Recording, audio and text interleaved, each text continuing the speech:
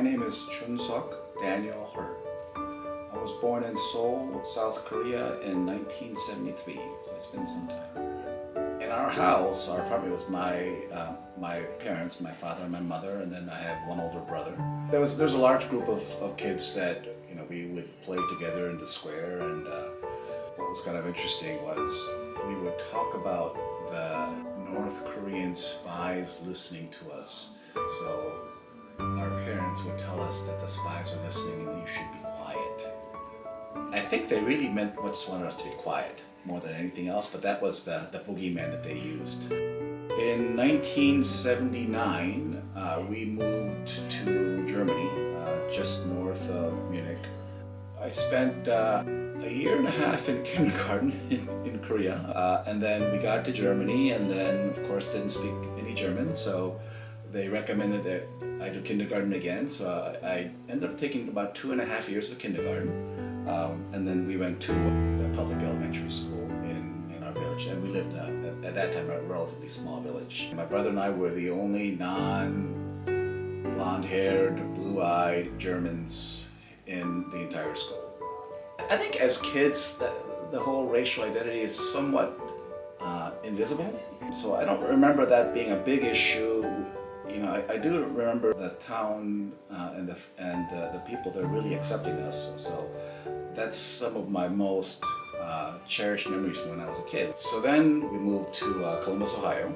So my father, he had received his doctorate degree, and then he went to the Ohio State University on a postdoctoral fellowship. What I remember most kind of initially was how different everybody looked. Southern Germany was very homogeneous, but when we landed in the US and especially in a university area, there were people from all over the world, all different languages, all different skin colors. It was very remarkable. It was so different than what I had been used to. And of course, I'm Asian, but I didn't see that on a daily basis. So in Germany, I felt like I fit in. I was just another German kid, kind of. But my otherness was much, much more pronounced when I moved to the U.S. So we moved every 3 years or so because my father he would engage in these postdoctoral assignments, and it was hard to start over. It's hard being the new kid. It's hard being the new Asian kid, quite frankly. So one of the results of that is that my brother and I became quite close. Right? We were each other's best friends, and we would play with each other. But the other result maybe was that I was much, much more introverted than my brother. So I was very comfortable not necessarily socializing with other kids. MIT was the only school I applied to, so fortunately I got in, so that all worked out.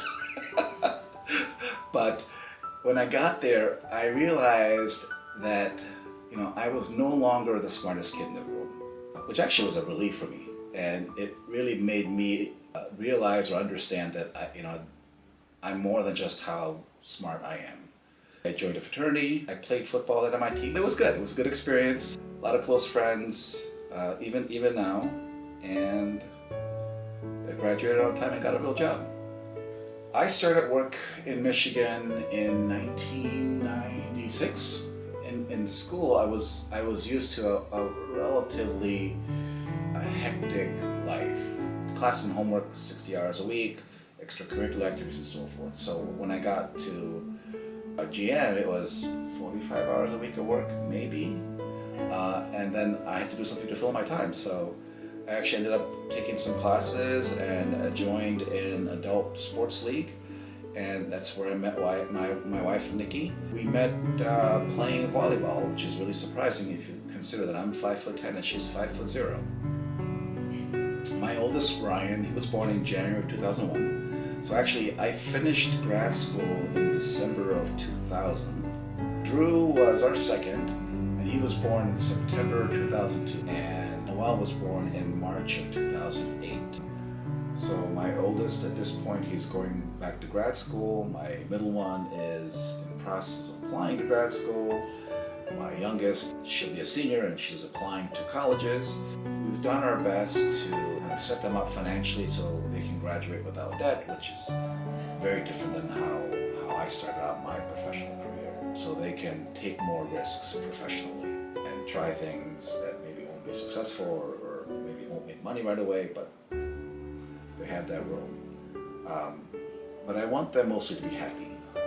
And I don't mean happy in a fleeting sense, but more like that they find a space in their life where they can be content with how far they've come, but not yet satisfied with, how much progress is still to make. They keep aspiring to become whoever they're supposed to become.